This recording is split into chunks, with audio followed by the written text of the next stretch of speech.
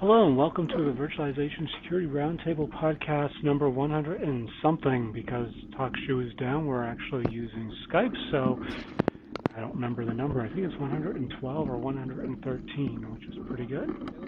Our panelist today is Eben Rodriguez, who's an IT industry veteran now serving as the Director of Virtualization and Cloud Testing for NSS Labs in Austin, Texas. And joining us today is Mrs. Y is Y, who is a network security princess according to her Skype handle, so that's pretty good. Well, part-time princess, part-time architect. Okay, we'll do that. Also joining us today from VMware is Brad Headland, who works in the NSX group. Now, is it pre-sales, technical marketing, or engineering, or none of the above? Basically, whatever they need me to do on any given day. So it could be all of the above. Yeah. Okay. Exactly. Now, Brad, you've been on the podcast before. Yeah, I was on the podcast. I'm thinking it was like 2 years, maybe 3 years ago. I was talking about UCS. Yeah, you were on doing with us with Cisco UCS, I believe, or something Cisco just came out with at the time, because that's where you were. Yeah, I believe it was UCS we're talking about. Yeah, and you and I had some interesting comments about VLANs and all that sort of fun stuff. The fact that I don't believe in them and you think everything's a VLAN, so. We'll probably have the same sort of discussion today, I'm sure. I'm sure as well. Well, So, not believing in VLANs, is that like not believing in evolution or something? I don't think VLANs are evolutionary. I'm believing wires and what I can see. Hence virtualization security. I can see it all. Yeah, right. No, that's too much. Okay, no. so Brad is Galileo and you're the Pope? No, not at all. No, I'll leave that to the people that are cable huggers. So tell us a little bit about NSX and what it's going to bring from a security perspective. Sure. So we're going to be launching NSX, VMware NSX at VMworld on Monday, and it's basically, how VMware provided this abstraction of a virtual machine, which, once you created that fundamental abstraction of a virtual server, you fundamentally changed the operational model of computing in the data center. We want to do the same thing for networking. So we want to create this abstraction of a virtual network where you have all of these network services that would make up the architecture of an application, things like LAN segments and routing and firewalls and load balancers. If you can treat the logical topology for an application as an element similar to a virtual machine, and you can begin to manage it with some. At the end of the day, what you have is this API, which exposes all of these network services, layer 2 through layer 7, creating logical layer 2 segments, create a logical router, create a firewall, create a load balancer, all of these things that you would typically need to go configure on all these different platforms manually. You can now basically issue API calls at this NSX API and have more of a transactional deployment of networking that is more in lockstep and is at the same speed as deploying compute. So that's kind of NSX at a high level, and ultimately we want to provide a platform that works with any cloud platform, because you have this API that I just mentioned, which is exposed to the outside world, and anybody can hit against it.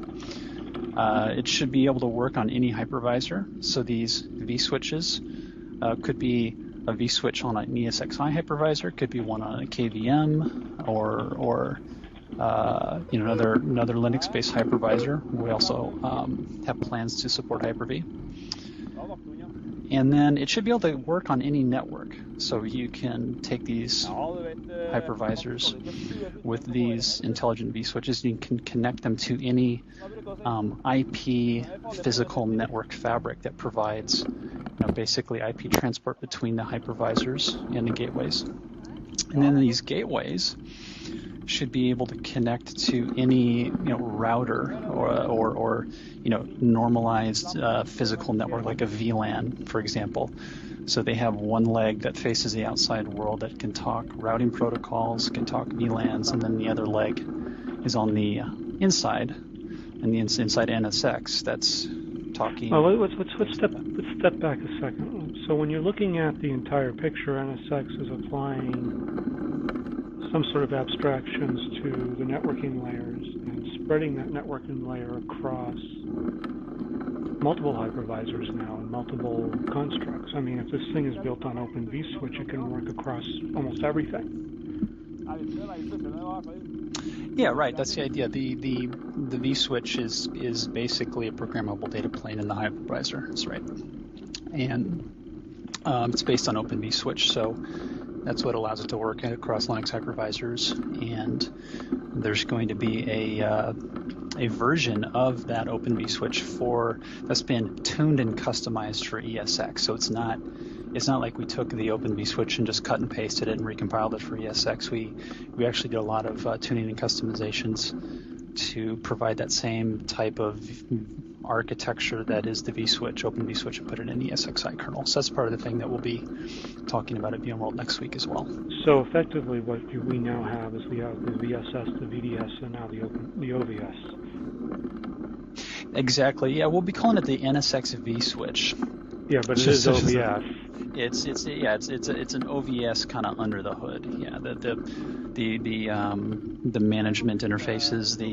It has a flow table. It's all the same team that developed OVS basically developed this. So yes. Is it time to say the buzzword? What buzzword? Software-defined network. No. Well, because to be software-defined network, it needs to span everything, not just vSphere, and that's it. So if it's just vSphere and vCloud and vCenter right now. But it is software-defined network within that environment. It's a full software-defined network as opposed to the kind of approximation it formerly was. Well, is it? Yeah, you're controlling flows. Right? That's the definition of a software-defined network, is that you're controlling a flow? I don't think so. No, that it's software-defined and that you're manipulating network flows, management data, and control plane within software.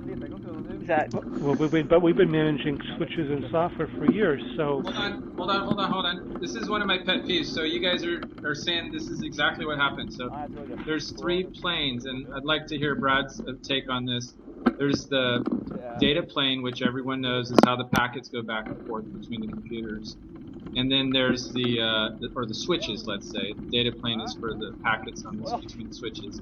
Then there's the control plane and the management plane. These are 2 separate concepts. Yes. So let's keep these straight. So all 3 separate Thank concepts. you. All SDN really is I think that there's some industry standard definitions of SDN, and almost everyone can agree at a common denominator that SDN is where it's not about management yet. It's about the control plane being separated from the data plane.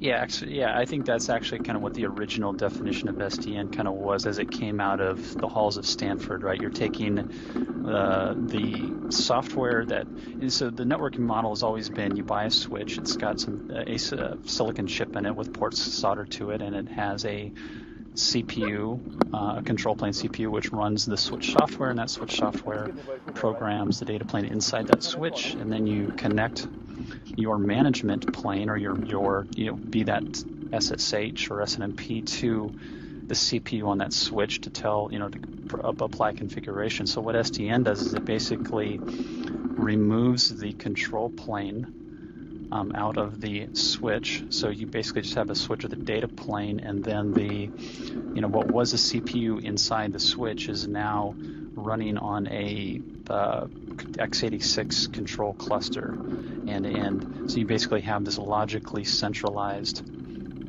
control CPU, which is programming the data plane which is basically, how do you get a packet from port 1 to port 2? Do you drop it? Do you forward it? Things like that, is all kind of logically centralized, and the data plane is distributed out. So I think that kind of harkens back to what SDN originally was meant to be. And so, we have a similar concept, right? So if you look at the Open vSwitch or the, whatever switches in the hypervisor, it's kind of that edge data plane that we are programming centrally from the NSX controllers. So in that sense, if you look at it from that perspective, you could say it's SDN. Okay. But does it span more than one hypervisor? Yeah, absolutely. So, and does it span into the physical world as well, or are we just talking about tunnel endpoints? Good question. I want to hear the answer to this. Yeah, so if we go back in time a little bit, let's go back a year or 2 years. So last year VMware acquired a startup called Nicira Networks, and Nicira had been, I think they started around 2009. I could be wrong about that, but whatever. But Nicira basically developed the Open vSwitch as a open source project. So this is a vSwitch for, Linux hypervisors. That's really worked in. And then they also developed the NVP controller, which was this scale-out controller that was programming these Open vSwitches. And then the Open vSwitches were programmed by the controller to establish tunnels to each other dynamically, creating this overlay in the virtual network. So NVP has been a product that has been in customer data centers for a couple of years. VMware acquired Nicira, so NVP as it is today still exists as a product, and it works across any Linux hypervisor. Now, you've always had the vSphere side of things. So before the acquisition of Nicira, you had... Can I just interject one comment there? Yeah, go ahead. Sort of center this conversation. So the question was, is it multi-hypervisor aware? So out of the box, 2 years ago, Nicira NVP was already multi-hypervisor aware. It worked with Citrix Zen. It worked with the KVM hypervisors. And they had their own binaries that replaced the OVS in that hypervisor. It also worked with bare metal cloud deployments. Say you have a farm of Ubuntu or CentOS or Red Hat compute servers that are not running hypervisors.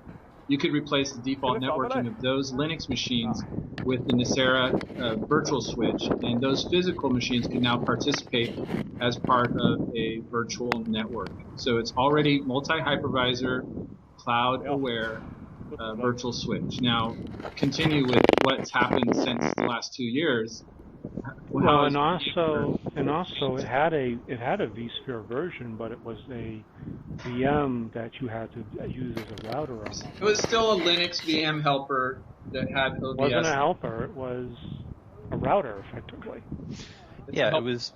Yeah, we called it the OVS vApp. So you basically take a Linux in a virtual machine, and you run OVS on it, and that was your vSwitch. And so you had this user space virtual switch that you would have to then kind of steer traffic through support groups on the existing vSwitch. So it was basically the OVS vApp was never really intended to be a production way to deploy. Nicira is more of kind of to do it in a lab, and it was kind of a sales tool. Yes, exactly. Yeah. So did you drop all the rest of that support on? So what happens now? So with NSX, so it's been a year since the acquisition. So instead of an OVS vApp, so the OVS vApp is we'll probably still support it for the time being, but now there is an in-kernel version of the Open vSwitch in the ESXi, so you don't have to use the OVS vApp anymore. It's going to work just like at the kernel level, just like the vSwitch. So now in theory, what you have is you've got ESXi, you've got KVM hypervisors, you've got the Zen hypervisors. We do have plans to exploring support for Hyper-V. Well, OVS does work in Hyper-V already, so you have a good basis for that. Sure. Yeah, I think some folks have ported it over to Hyper-V. So long-winded answer to a simple question, yes, it's multi-hypervisor. NSX absolutely is. And then you also asked about integration with physical. So another thing that we're going to be talking about next week is the top-of-rack switch vendors, which now have VXLAN in the silicon. So they will be able to join and overlay, just like a vSwitch and a hypervisors join and overlay. And they kind of look like the Open vSwitch from the perspective of the NSX controller. So okay, say that again slowly. That's really cool. Yeah, so what happens is, for example, Broadcom silicon, the Trident 2 chip from Broadcom has VXLAN, NCAP, DCAP, and hardware. Right. So the switch is able to do VXLAN tunneling in hardware. I thought Arista already had that capability. Arista does. Yeah, they do. Arista is probably, if you could think of merchant silicon-based switch vendors, are probably the leader there. So they're going to be further ahead in capabilities than probably the other ones. So Mrs. White, I don't know if this is something that has been talked about with like the Open Compute project and other networking projects where merchant silicon is the Broadcom Trident. Yeah, actually, because of packet pushers. I'm on a lot of the SDN talks discussions. So there are a lot of commercial switch vendors which are using merchant silicon. There's also open source switch vendors. So what actually is required for a switch vendor to sort of be NSX compatible? So really what's required is that they're able to support VXLAN, preferably in the hardware, right, in the chip. So your switch should have a chip that can do VXLAN, NCAP, and DCAP, in the silicon. Right. That could be a Broadcom chip, or it could even be a custom ASIC. So there's nothing stopping a Juniper or Cisco or a Brocade from making their own ASIC that does VXLAN. I'm sure they already have those. Then what we need to do is we need to connect that switch to the control and management planes of the NSX controller. So when an NSX controller is talking to an Open vSwitch on a hypervisor, there's really two things happening. It's establishing a management connection to that Open vSwitch, and that management connection is configuring the Open vSwitch with interfaces. It's gathering stats. There's a database on each Open vSwitch, a local database, and it's applying configurations. The other channel is the actual open flow table programming. Okay, packet goes from port 1 to port 2. So what we do with the top-rack switch vendors is we basically have the same sort of implementation on the management connection. So the same way that the NSX controller establishes a management connection with an Open vSwitch, it will establish the same connection to a top-of-rack switch.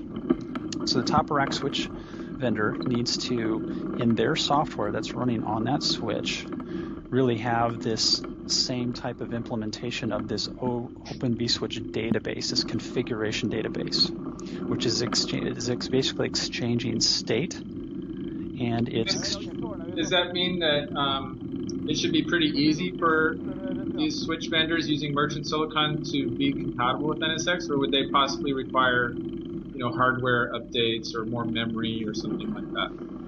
The only thing they need from a hardware standpoint is the NCAP and DCAP of VXLAN in their chip. So that's pretty easy to get these days. And the only thing that they would need to do beyond that is to implement in their switch software this management protocol to the NSX controller, which is in an IETF draft.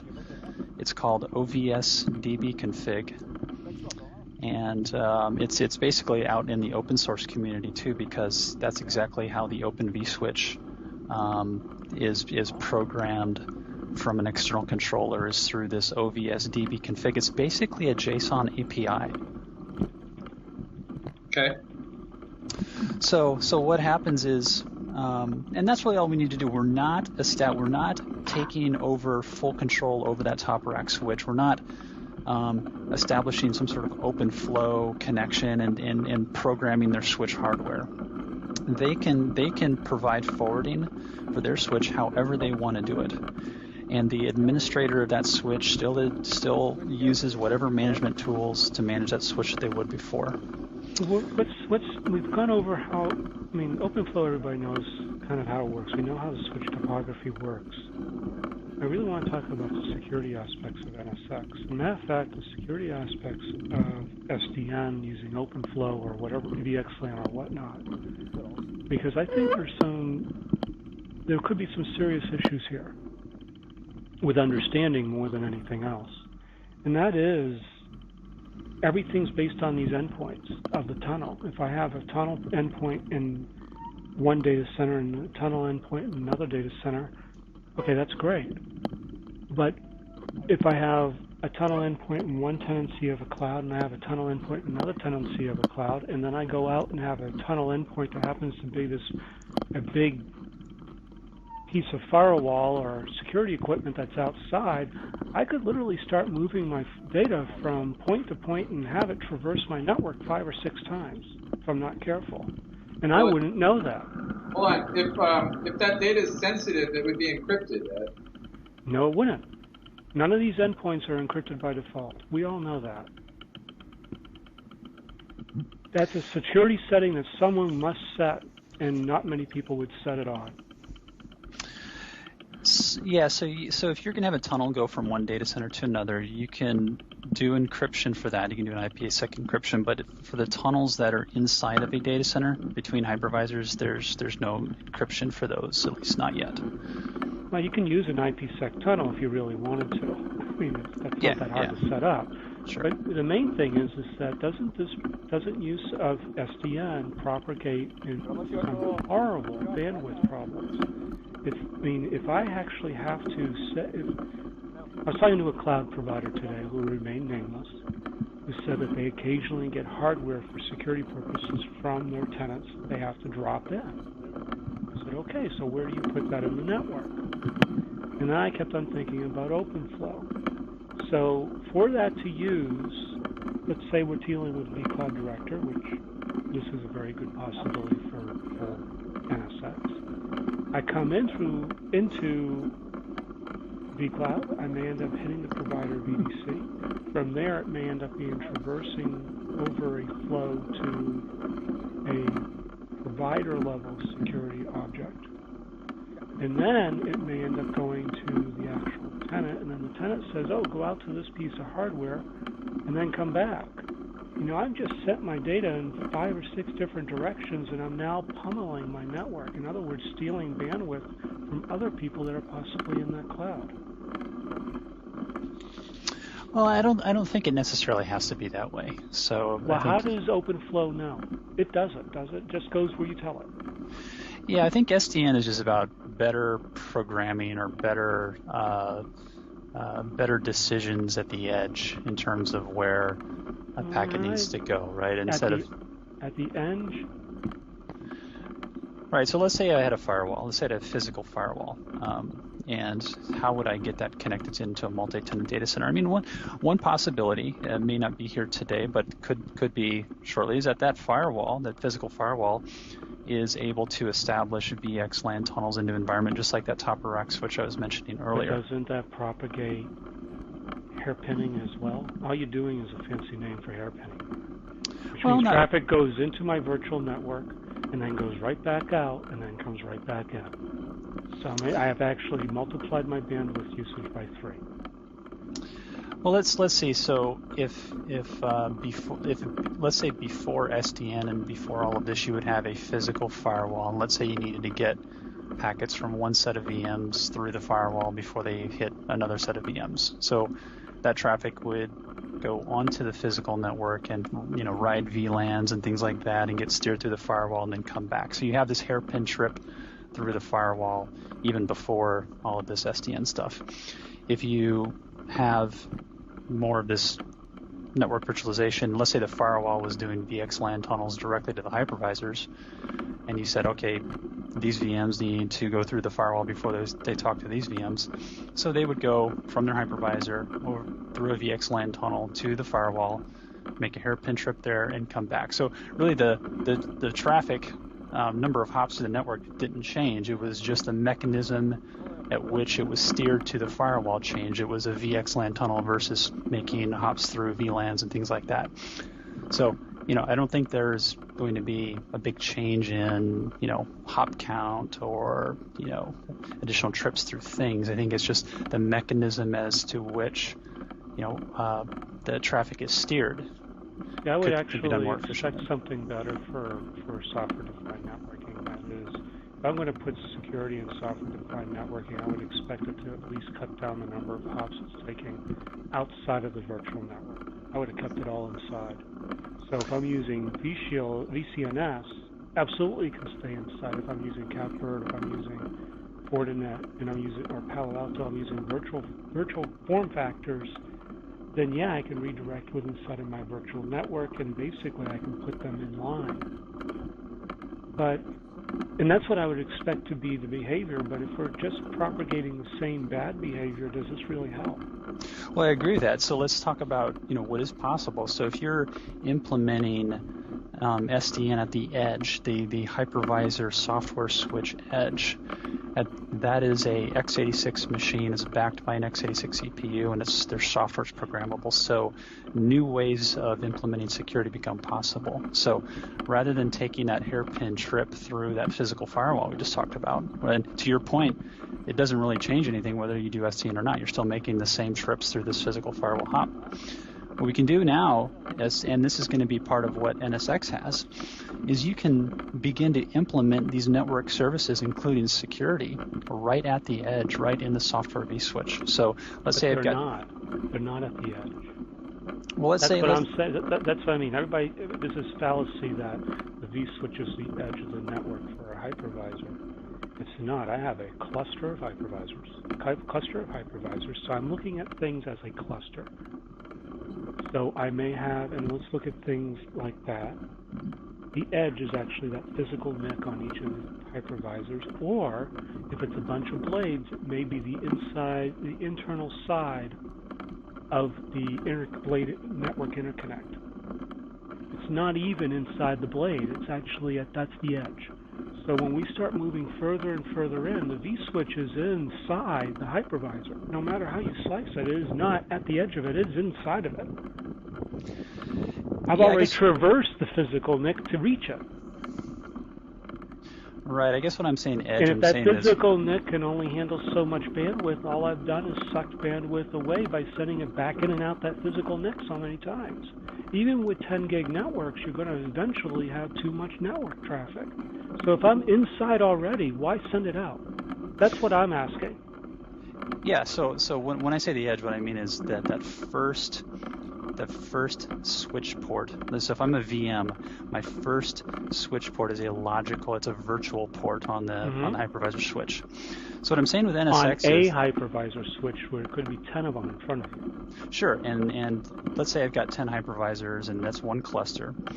And because I've got the controller now, and I have a complex network of DMZ, a DMZ vSwitch, some VMs inside of that, and another vSwitch that actually controls access to a trust zone or a tenant, let's say. And then I have another one for a different tenant. I may actually be doing those as different vSwitches. I could be doing it as one big one with different port groups. Effectively, I got the door to my virtual data center, and then I got many doors to the other places I'm going. Those doors are the vSwitches. Yeah, you're right, because today there's these different vSwitches and different port groups that are used to establish different security zones. So what's going to be possible, and especially with NSX, is the vSwitch in the hypervisor will be capable of stateful firewalling, right? So that vSwitch that we've always known as this layer 2 bridge basically is just this extension of the top rack switch layer 2 bridge becomes not just a layer 2 switch, but also a stateful firewall. It also becomes a layer 3 routing switch too. So let's say I've got two VMs on the same hypervisor, and they're in different security zones. Or I've got a multi-tier app, and I need to do inspection from one tier to the next. What happens before, like we talked about, is that traffic would hairpin through the network and go through a firewall and come back. With NSX and the distributed firewall, you can have the traffic never leave the hypervisor at all. The vSwitch that is in that hypervisor provides the stateful packet filtering from that virtual machine directly to the other virtual machine, all inside the hypervisor. If you've got a cluster of them, let's say you got 10 hypervisors, all 10 hypervisors are like one distributed firewall at the edge. So if a virtual machine on hypervisor number 1 needs to talk to a virtual machine on hypervisor number 10, and they're in different security zones or different tiers, as virtual machine sends its packet right into vSwitch, the vSwitch on hypervisor 1, stateful firewall inspection happens there. And if it's permitted, if that firewall says, okay, that packet can go, then it hits the physical network. So as the packet hits the physical network, it's already been permitted through a stateful firewall, and it's free to travel to hypervisor 10. When it gets to hypervisor 10, the same stateful firewalling will also provide one last check as that packet egresses out of the vSwitch on hypervisor 10 to the destination VM. So you've got stateful firewalling at the very first hop and at the very last hop, and because any packet that has hit the physical network has by definition already been permitted through a firewall, we don't need to steer traffic with hairpin trips through some physical firewall. We can take the most direct path, whether it's directly between two VMs on the same hypervisor or taking the most direct path of the network from hypervisor 1 to hypervisor 10. Okay. That's the impression. I mean, that's the point, right? That's the sexy part of this, that it's the data center within the data center, and all of a sudden you treat the physical data center merely like a service provider. It's just the provider of transit. Then you treat, that's the virtualization environment is the ecosystem within. Right? That's right. It's like you've got this one. It's like firewalling as a service now in the hypervisor kernel.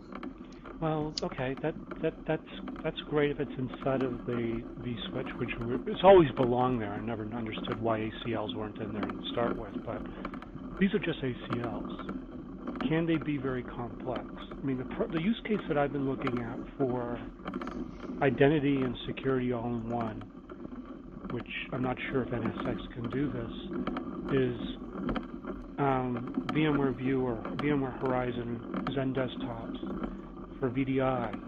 In other words, I'm logging into my VDI session over a VPN. I used a VPN, I used one username. I go into the VDI, log into the VDI using another username. It shows me a picture of the applications I can then go to, which could be Salesforce, it could be which is a cloud service. It could be any number of cloud services. It could be any number of on-prem services, whatever, using VMware Horizon app. If we want to just pick on the VMware tools, there's plenty that do these. When we look at that, I have three, and they log into the service as yet another identity that I don't even know what it is. However, how can I control or use NSX to benefit the rules that are associated with that user? So when I know that user's identity, and by identity to me, it's device, location, login. Mm-hmm. If I know that device is coming from China, for example, I may say, you know what, you're not allowed access to the US-based Salesforce, you can only get access to the China-based Salesforce, so I'm going to actually redirect you, doing whatever I do in DNS to do that. Or I can go in and say, you know what, I don't want you to have access to this part of my lab for doing testing. I'm going to give you a different access. I may not be denying you access, or I could literally, hey, you're in France because of France's HIPAA and PCI requirements. You can't see this chunk of data at all. That application unavailable to you. I'm just not going to let you get to it. Yeah, so I think what you're talking to is more sophisticated policy and rules and leveraging more data, metadata about the environment to make security policy. So when you have a firewall, be it let's say it's a physical firewall and it's connected to a network switch somewhere and you're steering traffic through it. You've got this firewall out there that's catching packets, and it's doing the best job it can at implementing security policy with the information that it has. And the only information that it has is all this data that comes in with the packet, IP addresses, MAC addresses, TCP port numbers, what have you. When your firewall is at the edge, or it's at the virtual edge. It's when it's connected directly to the end workload, and it's exposed to a much richer set of context than a physical firewall. So, for example, you brought up the scenario of a username, right? So the username that's logged into a particular VM, right? That is could be used to change the actual security rules underlying that. Sure. That's what I'm talking about. Literally Yes. updating those ACLs or updating a security context to allow and disallow based on username. And the reason being is desktops get reused by multiple people. That's absolutely right. That's absolutely right. So I think what this allows is you to evolve your security policy beyond just checking, beyond ACLs, where you're just checking IP addresses and port numbers and things like that. It allows you to evolve to a kind of a higher level policy that, I mean, you gave a great example about, different, organizations within a business. Maybe it's different tenants within a data center, right? You could say, tenant 1 can talk to tenant 2, but tenant 1 can't talk to tenant 5. And, things like that, right? There's a whole bunch of logical grouping that can happen. Various aspects of the virtual machine, too. Let's say you brought up virtual desktops. Maybe you've got a virus scanning service that's running in this VDI environment. And what if the virus scanning was to find a virus on the virtual desktop? What could happen? So if that virus scanning service can basically tag the metadata of that VM that says, I found a virus, then the firewall can act upon that metadata to apply policy. So as soon as it's tagged, I've got a virus, the firewall says, you've got a virus, I'm going to put you in a quarantine group, right away. So, we can act on metadata, we can act on traditional ACL stuff, we can act on higher level business policy. In theory, once you have exposure to all of this rich context. So that metadata, acting on that metadata is built into NSX today, or? The distributed firewall in NSX, yes, it is. It can act on that metadata. So I could literally go into the NSX controller, say, here's a username, here's a set of rules I want to associate with that login. And when it sees that login come across the wire, it automatically applies it to the VM it landed at for a virtual desktop. Yeah, one thing that we're going to have in NSX for vSphere is something called the service composer. So how do you actually define these logical groups and policies? So there's going to be a way to do that in a UI within the vSphere client, and it's an area called the service composer, and that's where you create what is called containers. And the container has services that are applied to it, like firewall rules, maybe other things, and you then add VMs to the container, and any VM added to that container inherits kind of the policies and the rules about that container. So, and can you add VMs to the containers on the fly? In other words, user logged in, view notices that, add it to this container. Yes, because everything is available. Anything that you can do in the UI, you can do through an API. Cool. Yeah, that's the idea. And then you can have containers within containers. So you could, let's say you've got an application that's web app and database tiers. So I'll make a container for the web tier, a container for the app tier, a container for the database tier. I'll define all of the policy about what data can flow between those tiers. And then I'll take another container and I'll call it my ERP app or whatever, and then I'll put those containers in that container, and that hierarchical container can have its own policies, and say, well, my ERP app, anything in here can only talk to something over there. My ERP app can beat up your ERP app. Right. Or you could have a container that's like PCI applications, and nothing can ever, touch the PCI applications, right? So there's this hierarchical deference of policy to these, larger container sets is the idea. So, in theory, you can begin to get away from what you described earlier as all these different V switches, a DMV switch, this and that V switch, and what you're doing is you're steering traffic. So if you can just have this rich policy kind of right at the edge in a distributed firewall. You basically got one vSwitch that's programmable. It's got firewalling. It's got layer 3 switching in there. So now your network architecture, you kind of get out of the traffic steering business and you get more into the security policy business. Well, the whole point to this is that instead of looking at firewall and switching and routing and access lists as like a goal in themselves, I mean, the whole point of these security constructs is a way to implement data and user classification and find the intersection of the two, and how that gets accomplished is evolving. And that's the point with NSX, with Nicira, with software-defined networking. It's trying to, you're decoupling the logical from the physical and thinking out about it in an evolved way. I mean, that's the point, right? And that's why it's so hard for people to grasp, because networking hasn't seen any real evolution in a long time prior to this. I think that's exactly right. I mean, I come more from a networking background than security background, and I always remember that, there was always a significant challenge in kind of meeting the requirements of the InfoSec team, right? And I had to, spec out these firewalls, and then I had to set up all these VLANs and all these VERS, and basically I spent most of my time figuring out how to steer traffic through firewalls. Right, so it brings this complexity in the configuration of the physical network and everything, just to, like you said, implement a security policy. Well, if that security policy is implemented in software at the edge, in that anything that touches the physical network is already by definition past a security policy, then the physical network architecture is just completely simplified. You don't have all of these VLANs for the sake of traffic steering and all of these ACLs everywhere. The physical network is just this fabric that connects all the hypervisors together. Because it was only a means to an end to begin with, and now we've evolved to a different means for that end, towards that end. That's right. So with NSX, there's the service composer to control the containers, and those can be fairly complex, as complex as you need them to be.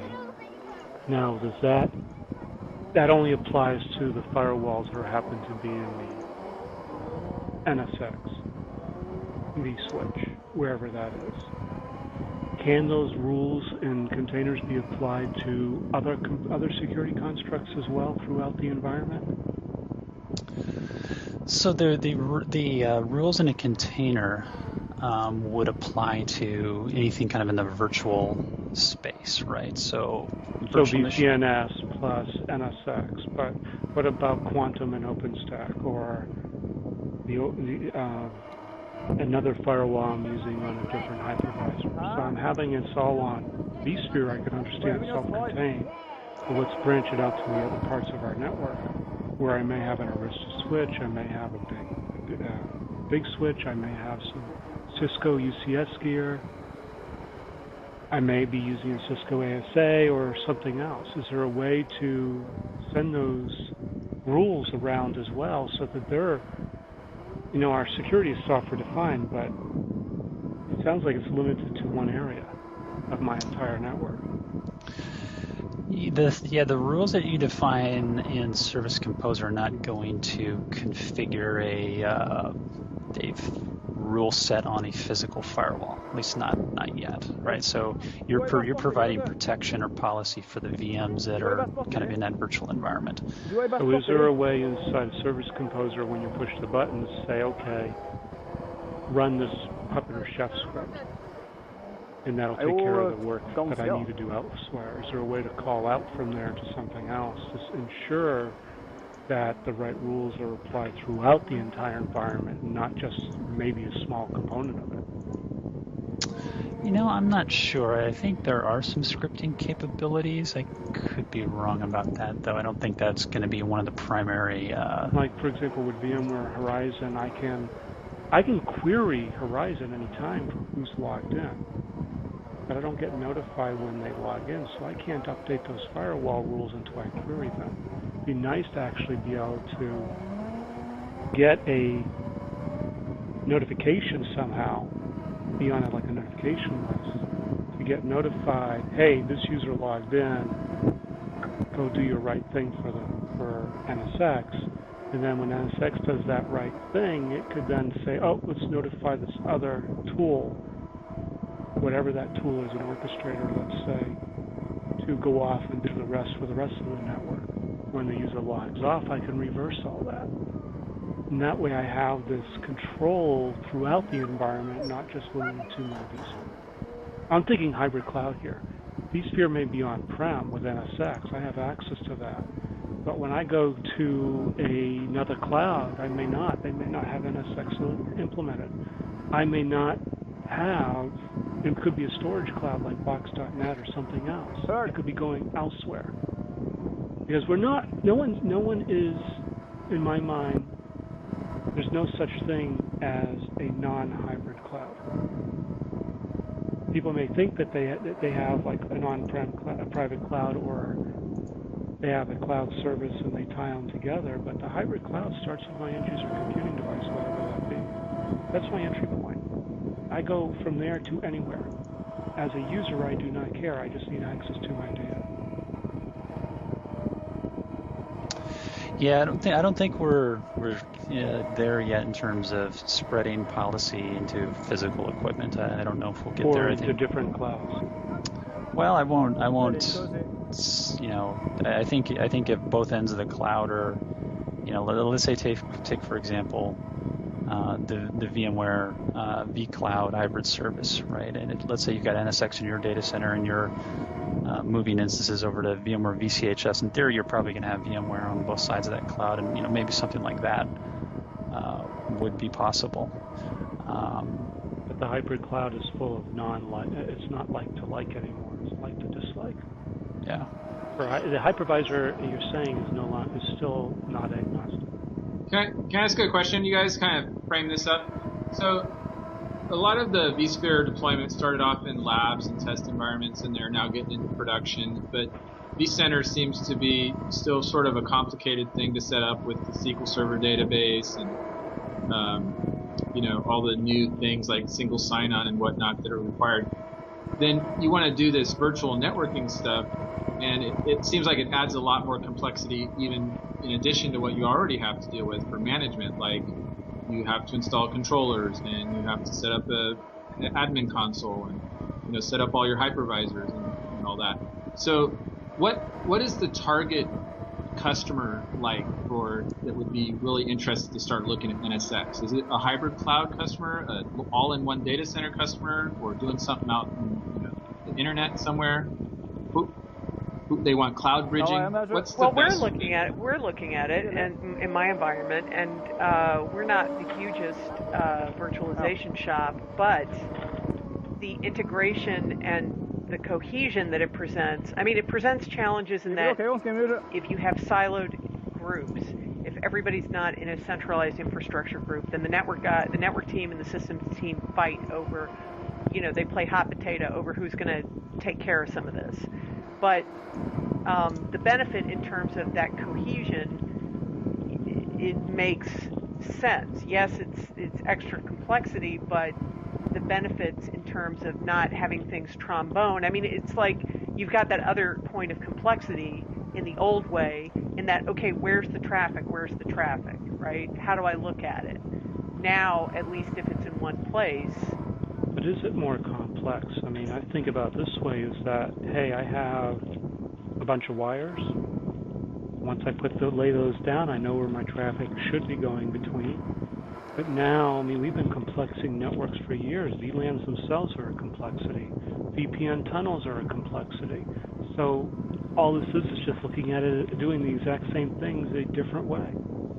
Well, I think it's putting more of the, getting back to the point earlier about SDN, right? So you have this control point with an API, which is going out and establishing all of the connectivity rather than, you know, manual configurations on a bunch of discrete devices, which is really what is complicated, you know, the architecture of data centers. So you're leveraging SDN to simplify the deployment, and then because it's software and it's because it's, you know, on hypervisors, to the point that was made earlier about how do you deploy this thing, so we can leverage, you know, the automation in vSphere to deploy, the vSwitch on the hypervisor, to deploy the controllers, to make sure the right kernel modules are in the hypervisor. If you say, I want this cluster to run NSX, so you can leverage some of the automation tools that are already in vSphere to kind of help with the actual installation of an environment.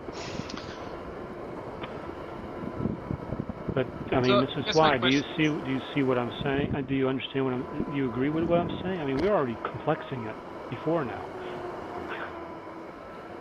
No, I think it's different, and I see that having it. I think fully integrating it in this way presents more opportunity for it. It becomes really difficult in troubleshooting when you're going back and forth between two different constructs. It makes it really complicated in terms of just the interpersonal, organization of troubleshooting an issue, or acquiring evidence and logs and captures and everything else. To me, I think this is a beautiful thing. I mean, integrating this into the entire environment, it seems, mentally, from my perspective, it seems efficient. It seems now everybody like NetOptics has their Phantom tab, and hardware devices can natively terminate it and decapsulate it. So with VXLAN, so I'm seeing that this is the next evolution of virtualization and networking. That makes sense to me. Other people's thoughts? Well, yeah, I was going to ask if the the right target audience is there a certain size of the environment? Over 100 hypervisors or over 10 hypervisors? What are we kind of recommending, and how large can these environments scale? I know there were some limits in the past, but have those been improved? And we're going to 1,000 nodes or not? Yes, I mean, target customers is really going to be any customers looking to change, improve their operational model for networking into more programmatic deployments. So that could be a small customer with a handful of hypervisors, a small startup company, or it could be a large cloud provider. So the on the scale side, you're looking at, I think we're close to 1,000. We might even be exceeding 1,000 hypervisors now, kind of in the deployments that we have with customers that have leveraged NVP. Kind of a number of hypervisors under the control of a controller cluster, and we're looking at that scale just growing as over time, because you can scale out the controller cluster to more controller nodes. You can scale up the controllers to more specs per controller. We're leveraging Moore's Law at the edge with the x86 CPUs. Right. We're getting multi-threading now in the edge vSwitch and so on. So. Cool. I had another question. I was one of the initial reviewers of the IETF draft for STT protocol, along with Bruce Davies, and I was wondering if that is any news on STT. Is it continuing to be supported? Is it going to be open sourced? You know anything about that?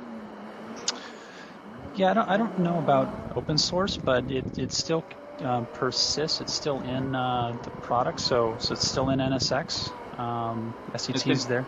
And it's been ported over to the VMware vSphere version?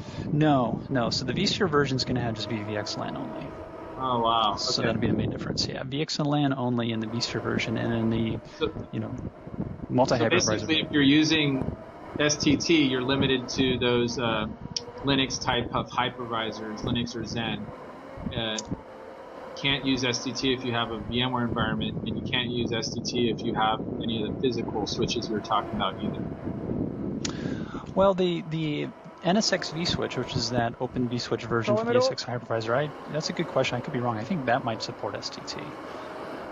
But it's the NSX for vSphere only, where it's just going to be VXLAN only. So you've got NSX, which is multi-hypervisor, and then you've got NSX for vSphere, which is just vSphere. It's kind of a light. Yeah.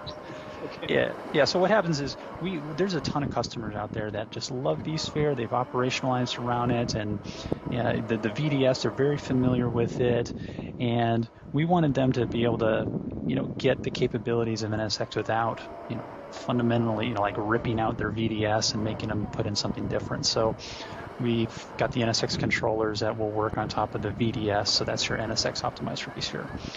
And then in the NSX multi-hypervisor, that's where you're not using VDS, you're using this new NSX vSwitch, which is based on Open vSwitch.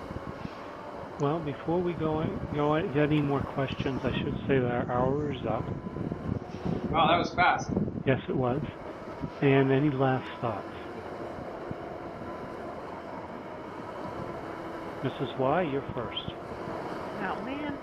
Du må ta deg litt mer med ro der, det er mye folk. Have fun at VMworld without me. De skvatt unna I stad når du kjørte forbi. Ja, du må ta deg mye mer med ro der det er folk, altså. De er ikke oppmerksom på at du kommer, vet du. Well, it's exciting to see this technology continue to grow and expand its options, being more integrated into the VMware environments. And I'm looking forward to see it also integrate with other hypervisors like Microsoft's Hyper-V. That would be very cool. I'm actually very interested in looking at the Service Composer and how it interacts with the entire environment. I think that could be a very interesting aspect. Maybe the Service Composer itself could be doing a lot more throughout the entire data center, not just in a possible small part of it or a possible large one. And Brad, what are you talking at VMworld? Is there anything you'd like to tell people?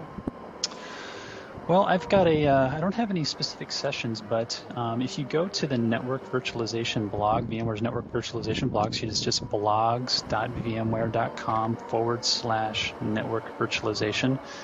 We've got a post there on all of the NSX related sessions. Most of them are on Tuesday. I think there's some Monday afternoon, mostly on Tuesday. I'm going to be meeting with a lot of customers and doing press interviews and things like that, so that's what I'll be busy doing.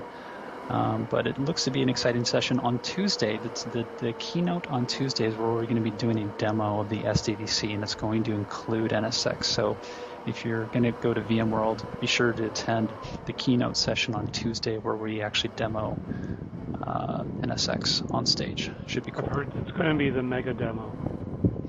The mother of all demos is what they called it. Yeah, the mother of all demos. Live and everything, so it should be fun. Well, everybody, thank you very much for another episode of the Virtualization Security Podcast. I will be putting this up on TalkShoe shortly.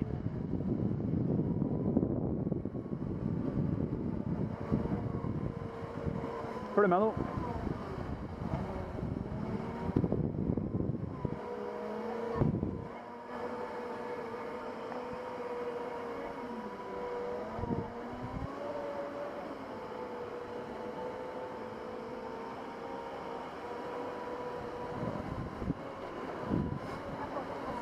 Ja, det må jeg si. Helt topp. Ja. Det gjør det. Vi ser rett etter den der, ja. Vi ser trampolina nå.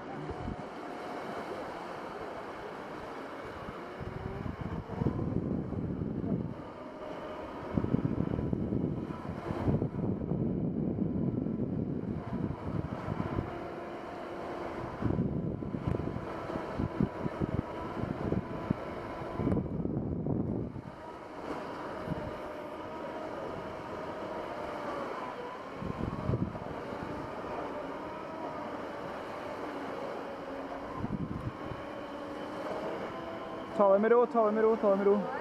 Du må slakke ned. Kom så fort. Wow, så dette batteriet her.